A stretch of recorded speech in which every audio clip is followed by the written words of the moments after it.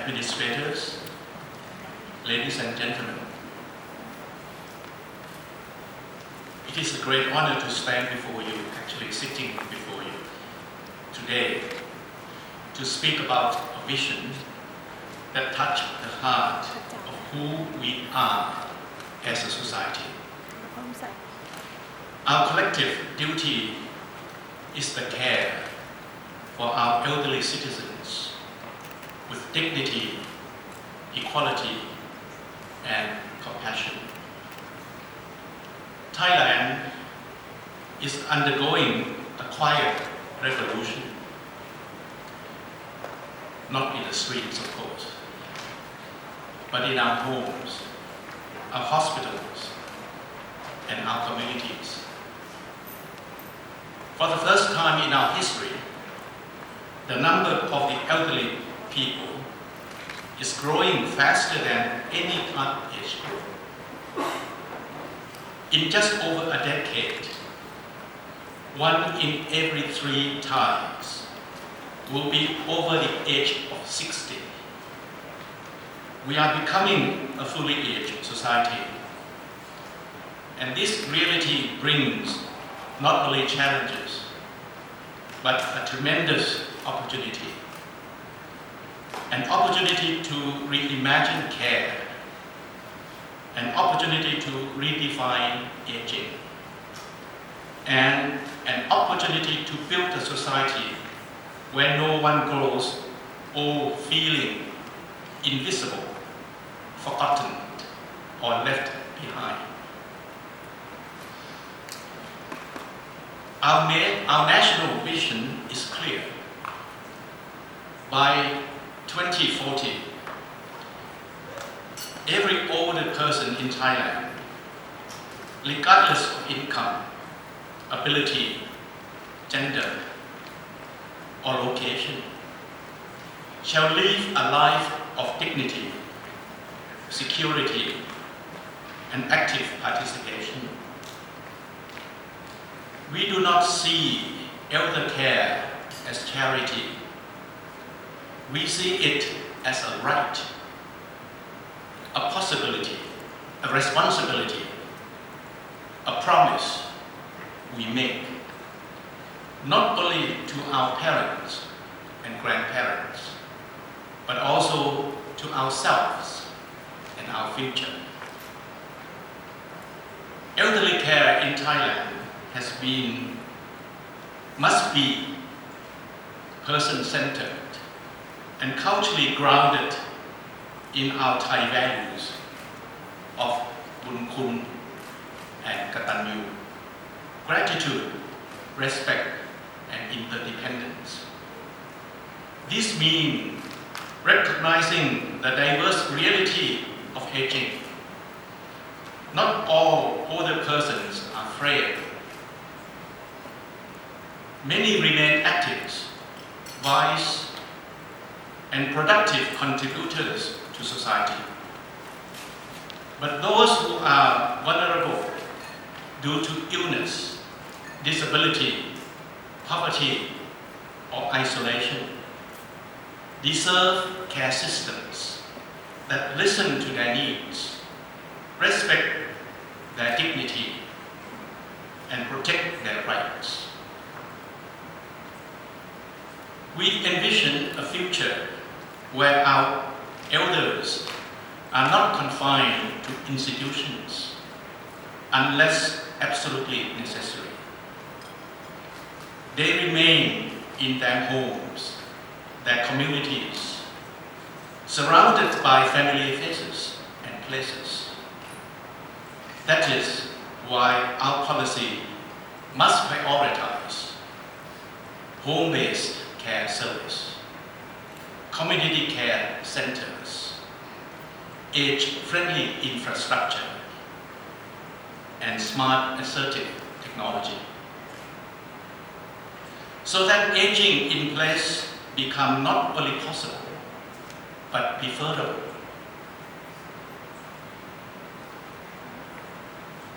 Caregivers, whether they are family member or professional workers, must be supported trained, and protected. Care is a real work.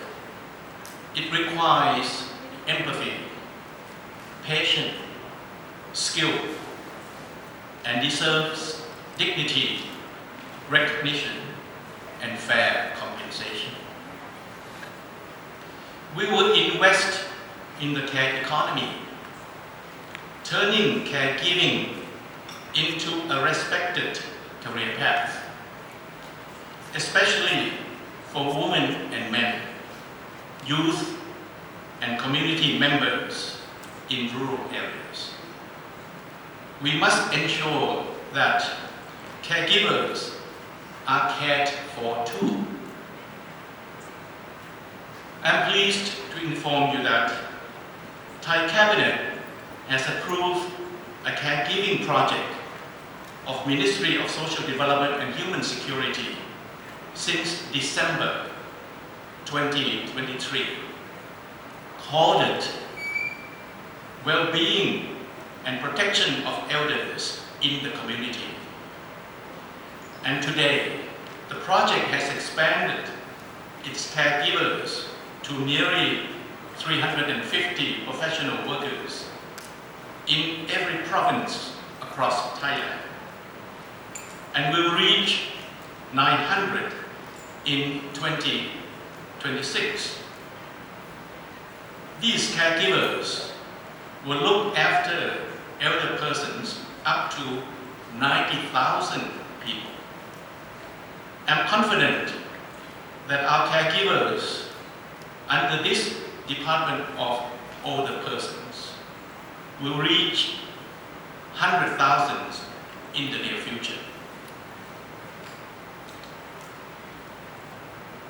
We will embrace technology and innovation, but always with human heart. Whether it's AI-powered health monitoring, line-based emergency alert, or telemedicine for rural elders, we can use digital tools to expand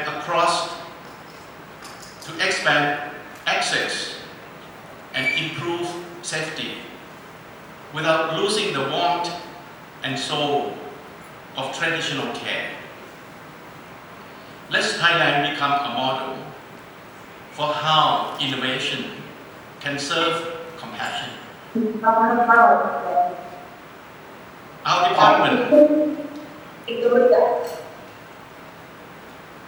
Our department is working closely with research institutes across Thailand on this issue. Ladies and gentlemen, welfare reform for a fully aged society in Thailand is necessary. To truly prepare for an aged society, Thailand must reform its welfare system. Our current model, built decades ago, was not designed for a nation where a third of the population will be elderly. We need a system that provides universal basic income protection for elders, integrate health, housing, and social support into one seamless care experience. By mobilizing our social capitals, such as religious institutions and private sectors, to be key partners in our welfare system. I'm also very pleased to share with you that the Department of Elder Person is working on this particular issue today. Utilize social and moral values of our community and family institution as an indispensable part of the welfare reform. I want to remind you all to climate change, which affect care and elderly resilience. It is a critical time of climate change. And it is not just an environmental issue, it is a human issue. Our elderly are particularly vulnerable to high temperature and heat wave that strains their health, to drought and flash flood that isolate and endanger their lives, to coastal erosion that drive them away from their land and home. Let us make sure that our elderly are not forgotten victims of climate stress, but the respected center of our resilient strategy.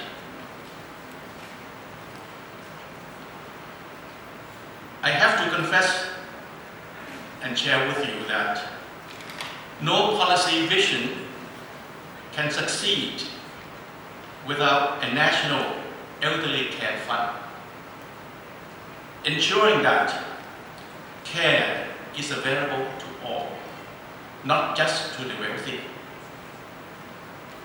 Financing is fair and progressive. The system must be transparent, accountable, and responsive. The Ministry of Social Development and Human Security is working very hard towards those goals. To make this vision real, we need more than scattered programs. We need a coordinated national system that integrates health, social welfare, housing, and community support under one strategy. It's very easy to express this statement, but very, very difficult to implement it. And I can assure you that at the Ministry, we are working very hard to commit to this principle. A National Elderly Care Coordination Commission must be created to lead this transformation, monitor impact, and drive reforms guided by data, dialogue, and the voices of the elderly themselves. We must not design elderly care for the elderly. We must design it with them. They are not passive recipients. They are experts in their